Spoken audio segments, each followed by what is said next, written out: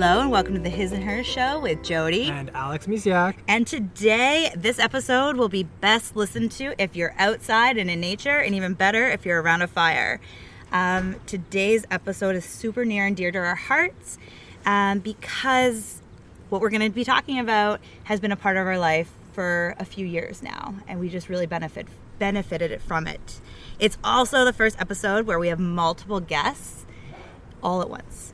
Yep. So without further ado, here we are live on location at Emmanuel Brighton Childcare in Waterloo. And we're joined here today with Eva, Kelly, and Lindsay from the Forest School program. And I'll just let each of them talk a little bit about themselves first. Eva? I'm a forest school practitioner. I enjoy being outdoors, and I'm enthusiastic about indigenous and nature-centered learning.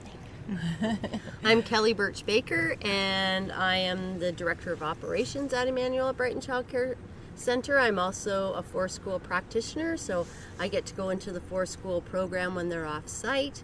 And I love hiking and kayaking and biking and just being outside with kids and watching them discover things. I'm Lindsay Hartung. I've been at Emmanuel for 12 years now. I'm a forest school practitioner in training, and I just love being outdoors and seeing the joy on children's faces when they're outside in the fresh air. well, wonderful. And we're just so grateful that you guys actually could have the time to sit here and be with us. And I don't think we mentioned, but we're actually outdoors ourselves. So this is really amazing that, you know. A lot of firsts today. Yeah, it's our first that we're doing a outdoor podcast as well. So thank you guys for being here. Since we're here at Emmanuel and at Forest School, I would love if, Kelly, if you could describe a little bit more what Forest School is for anybody that might not know what Forest School is. Sure. Forest School is a program that takes place outdoors in any kind of natural setting. It could be in a forest, like Forest School says. It could be in a natural playground. I know of some forest schools that take place on farms, and even some that take place on the beach by the ocean. So any kind of natural setting, you could run a forest school program.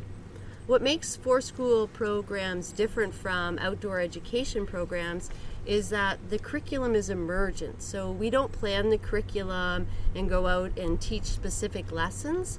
The children are able to explore the natural environment and make discoveries. And through their inquiries, we develop the curriculum. So it's all based on what the children discover and where their interests lie. Wonderful. So what are some of the benefits of Forest School that you can think of off the top of your head? Because I know there's so many.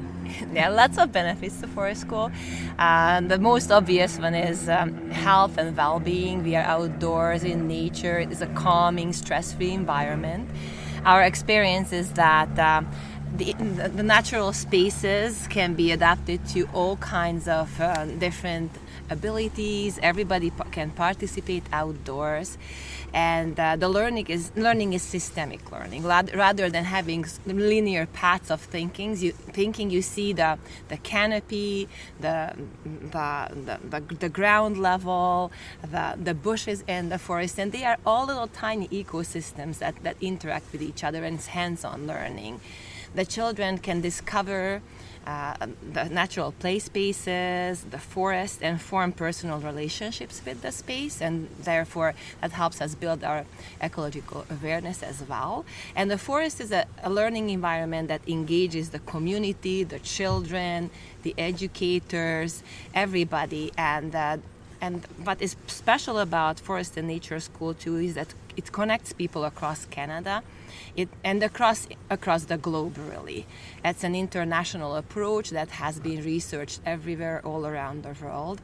There are wonderful Canadian researchers that connected to brain development, to physical development, to cognitive development. If you go to the Particip Action website or Outdoor Canada's website, there are many, many research projects that are available to the public, and you can explore the benefits of Forest School from the research perspective as well.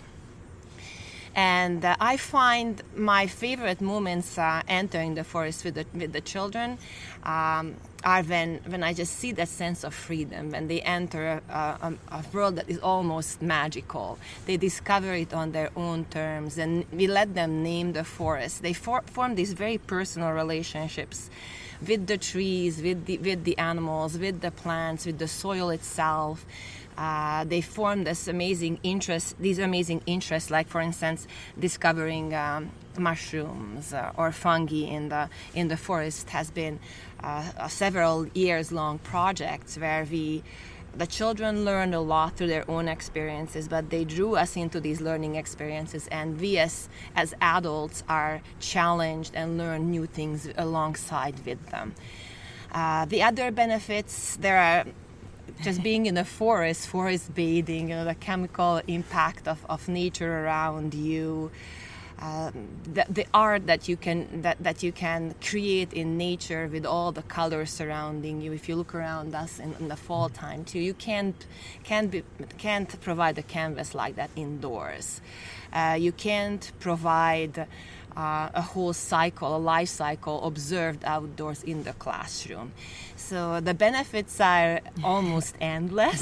So this was just something that personally touches me. Well, having our daughter that was in forest school last year and the year before, it's so amazing because we have seen those benefits firsthand. And even this summer, even though she hasn't been I guess she did forest school camp, but she was all of a sudden one day she was munching on something outside, and we're like, what are you eating? What is in your mouth? She's like, Mommy, it's mint. And she's like describing exactly what mint would look like because of you guys sharing what plants look like. And then even at the cottage she found some more. Yeah, and she was very so slightly scary at first, and then she's right. It is mint, and she's good. It's like, are you sure it's mint? Yeah. And then she went into mint. all details. So just having those little knowledge, like little things that we might not know, the kids get to learn. And like you said, mushrooms and fungus. Yeah. Anyways, just learning that. I now know what turkey mushrooms look like. Turkey tail. Yeah. So thanks to the forest school, I now know what those look like. And it's just been a really wonderful experience for us, and then also like obviously for our child, and then the younger one that's in, I guess it's kind of like forest school aspects as well, right? Through the daycare. I think that might be important to touch on that. Like this particular, like at Emmanuel, it is a forest school program, so the older kids do travel to a forest, but the younger kids, like the guys, I wish you could see it. They have like every play space out here. They have 5 playgrounds. Yes. Yeah, 5 separate playgrounds. They're all like, winterized is the wrong word. They're all built with natural materials. So any weather, the kids can be out here playing. Like if they're dressed appropriately, which is another big thing that they do here, and that's just the kind of thing that you don't get anywhere else, and it's really amazing. And I like how when the kids are outside, even if they're not in a forest, but if they're out in these play spaces, it's emergent learning where the children are like, oh, what's this? And then you're sort of like, you guys sort of like listen to those questions and like sidle up and be like, okay, well, this is what it is, and here's the kinds of things you can learn about, or you tell me about it, right? Like it's very much more engaged than your typical classroom setting where everyone sits down and you do your work. And you guys are sorry I cut you off. You guys are amazing at what you do, because like Alex said, you literally are on your toes. Like the kids, you don't know in the morning when you wake up what the kids are gonna be like, hey, look at this, what is this? Or you don't know what you're gonna find in the forest the day you go on your forest trips. You have to think on your feet, and it's really amazing. I've gone on your forest trips and I've been there, and it's really wonderful. And being a parent of a child that was in forest school has also benefited from forest school as well. So and sometimes we don't know all the answers to their questions either. So together we research and find the answers to their questions. So we're learning together alongside with the children. And that's really an important thing to show children, is that you don't always have the answers. You have to go searching for them, and that's really amazing. And that you can take that freedom to step beyond what is on a page in a book or on a photocopied test sheet. You can step outside and step beyond the box. box and explore, and you gain that confidence to ask questions. And the children are researchers and our partners in learning, and they gain that self-confidence as well.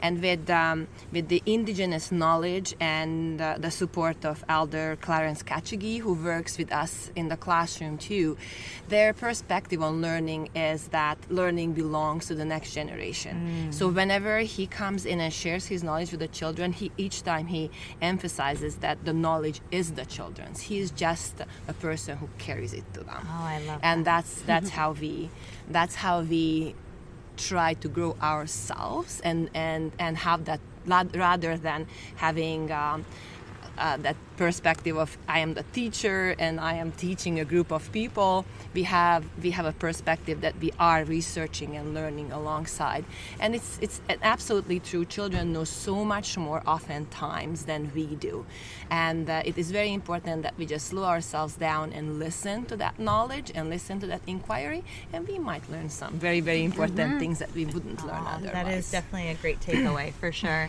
In everyday life, like it doesn't have to be just at school. So I have mentioned a couple of my favorites, I think, things about like just how it's helped our family. Actually, in Anastasia, speaking of self-confidence, our daughter's really benefited from boosting. We've watched her. She started here and she was very shy, and then as she got into the forest school, into like the kindergarten age, she became her whole own person, and it was really, really beautiful to watch. Yeah. So again, we get to see this all firsthand, and it's so magical. So we'll get into magic spots at some point, because that's one of my favorite things. When I went to the forest, I was like, oh my goodness, I love this. But let's get on to everybody else's favorite. I know there's probably more than one. Yes, I'm going to start with Lindsay. Favorite, like the first one that jumps into your head. What is your favorite thing about like forest you had school? said, there's many. I just really appreciate and love the collaboration that happens with the children, because they have the open space. They're not gathered in one little area. They have that freedom, and the teamwork, collaboration that happens to help each other out with problem solving has just been amazing to see. Even the children who are really quiet in the classroom, they really open up when they are in the outdoors, which just warms my heart.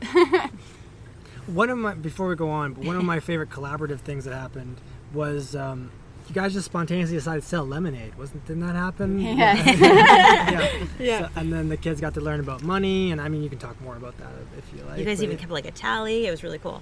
Yeah, and then we ended up donating that money as well too. So it was quite the experience. Yeah. But it was like right in the moment learning, right? Yep. Like so one child just decided, hey, or like kind of, is that how it I think it worked was out? the duck song, when a duck walks up to a lemonade stand. That was the big song of the year, and so we said, why don't we just make lemonade and see what happens? And so the children made signs. We made up a lemonade. They picked mint from the gardens here at Emmanuel, and we went outside the front of the school, and the kids made up some chants, and we got some cars to pull over and people walking by to stop and get some lemonade.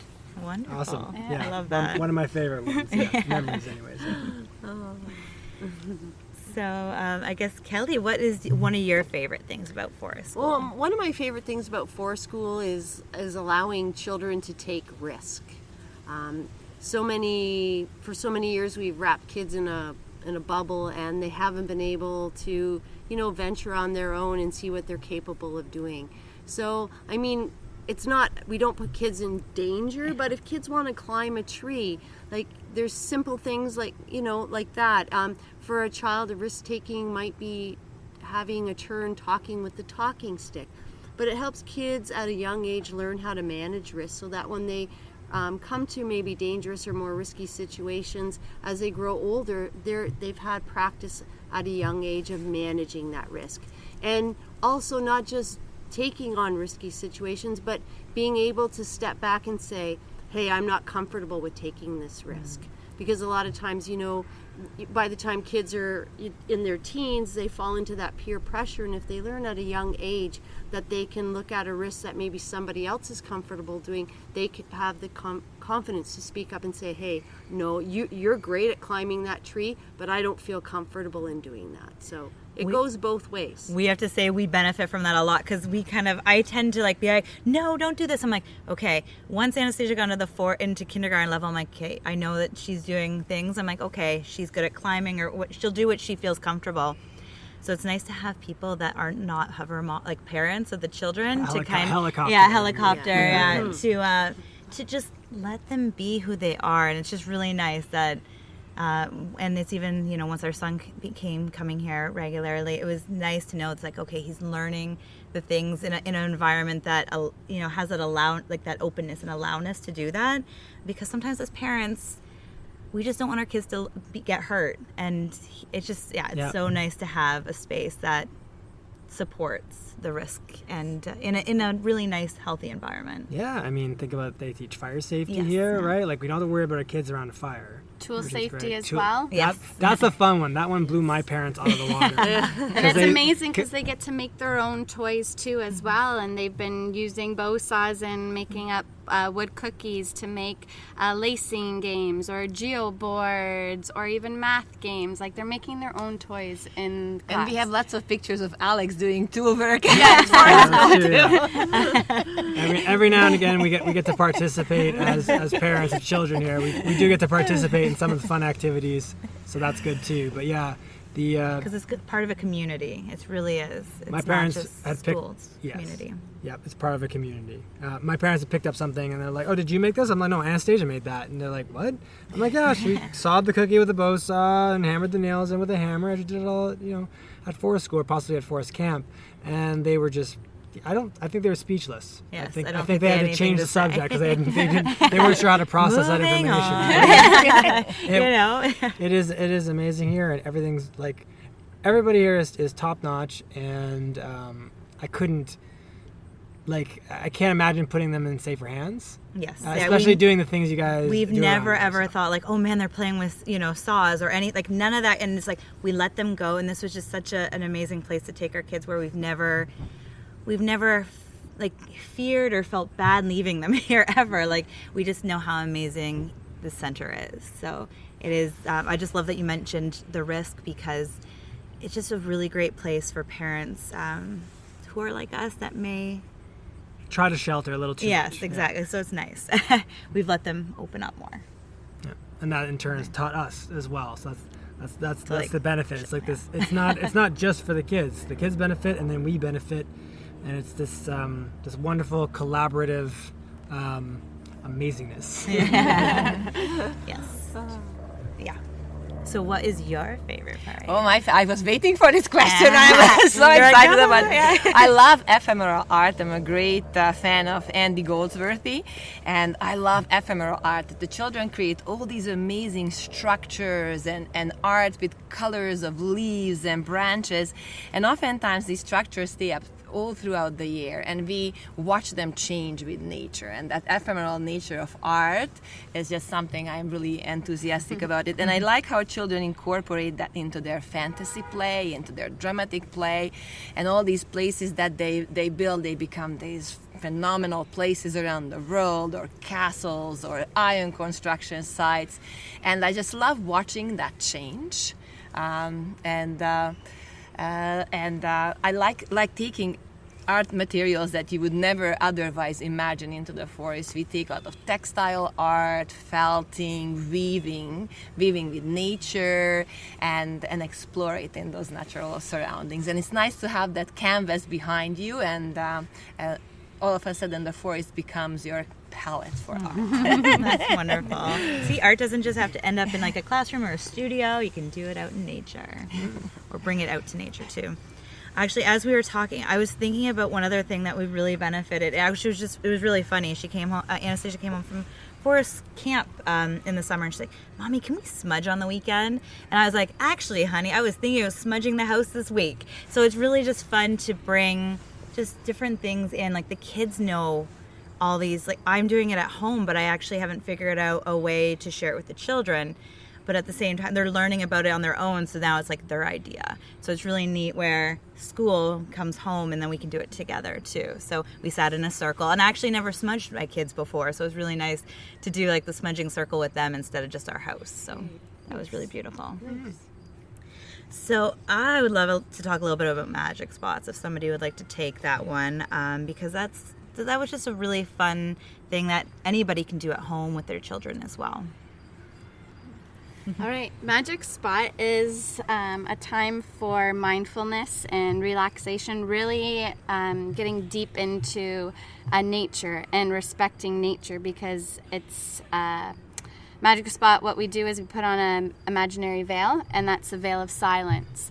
And then the children and the educators go off and find their very own spot in nature, and we say you can work on your breathing, listening to the sounds of nature, because we take that for granted a lot because we're always in the hustle and bustle, and to just find that time to just sit and relax, you really appreciate what's around us. And you know, it's amazing to see, because when we first start, we normally start for like a minute when they're in their spot, and they just pick it up and they love it, and we end up progressing the time longer, and we've gone in a magic spot for like 10-15 minutes, and they will just stay in their spot and just be still and just listen. And then we do a cricket sound that means that they need to come back and gather, and then we count to 3 and take our veils off when we do some deep breathing just to keep our bodies calm and still. And then we go around with a talking stick, and we talk about what we saw, what we heard, what we did in our spots. We had some children actually fall asleep in their magic spots too. But it's just a time to be peaceful and really take in what's around us.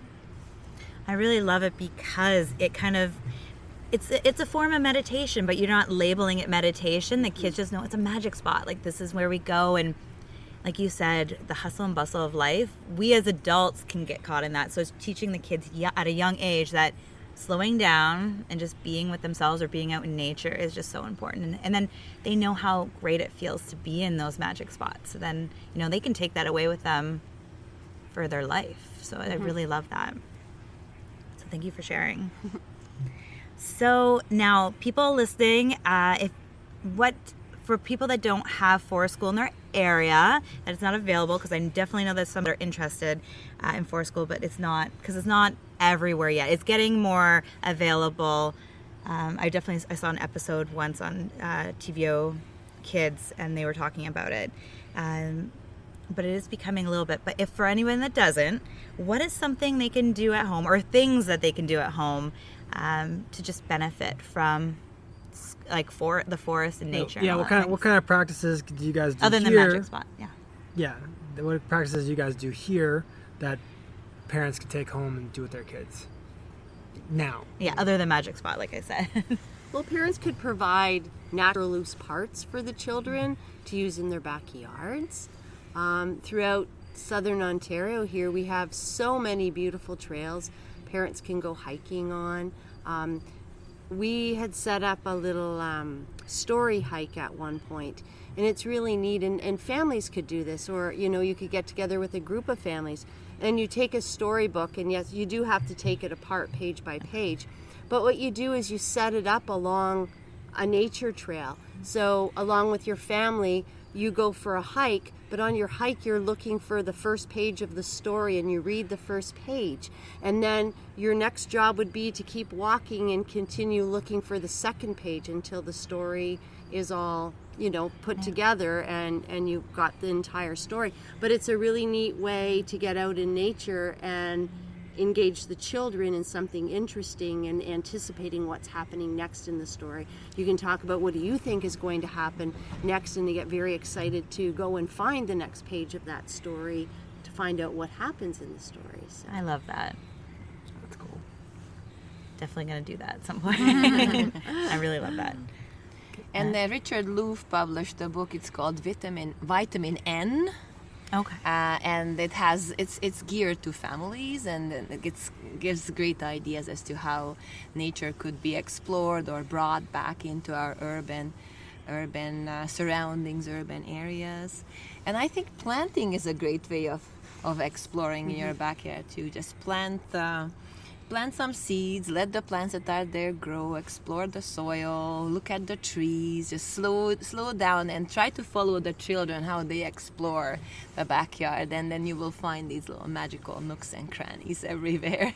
Wonderful. And being outside in the rain too, it's amazing the experiences we see with the children of just being outside and the puddle play that happens, and making islands with skids or wood, making boats, and just splashing and getting in there and getting muddy and dirty. It's just amazing. Like, we go to spas and we spend money on mud and going mud baths, but look at this, they have it out in nature. So just being outside even in the rain too is an amazing experience. I always tell our kids, I don't care how muddy or dirty or wet you get, like, it's okay. Now, mind you, we have to make sure we have changes of clothes for them if we're not near home, which we've been caught off guard sometimes, but for the most part, we just let them get messy, because I remember getting in trouble getting messy. So it's like, as kids, like, let them be kids, and I love that.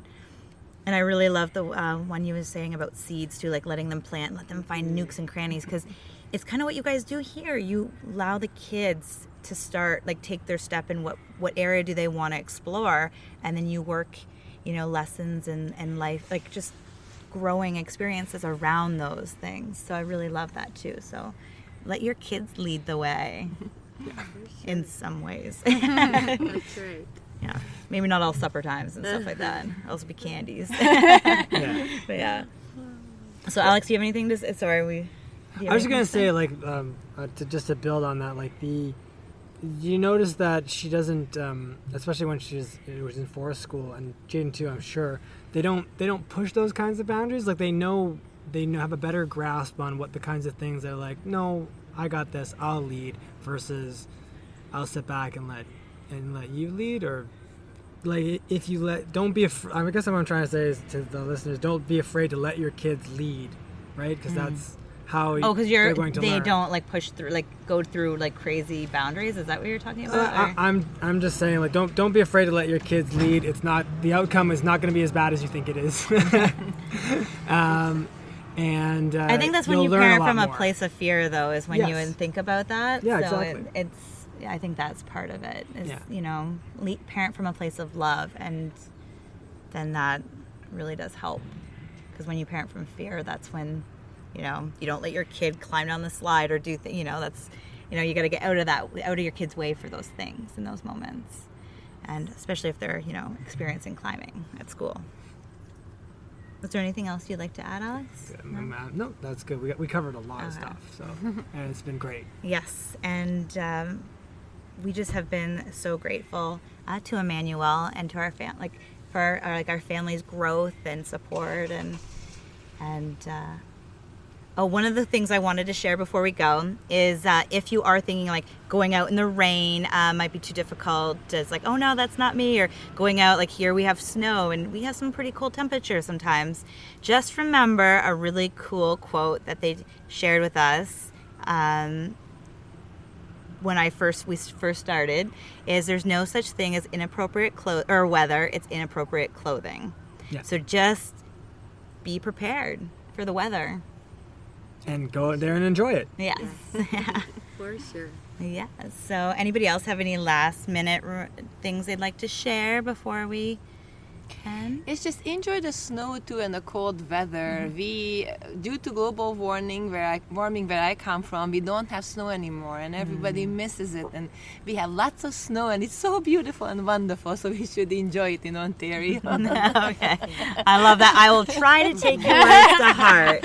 We'll try. I actually have started liking winter a little bit more, thanks to you guys going to the forest, in really cold weather. So you guys have pushed me out of my own comfort zone. So thank you for that. And don't forget, playing outside isn't just for kids, it's for adults too. All ages should be outside. It's great for everybody's holistic well-being. I love that. They're actually starting to do meditating walks, I think, in nature. Yes. So I love that. So yes.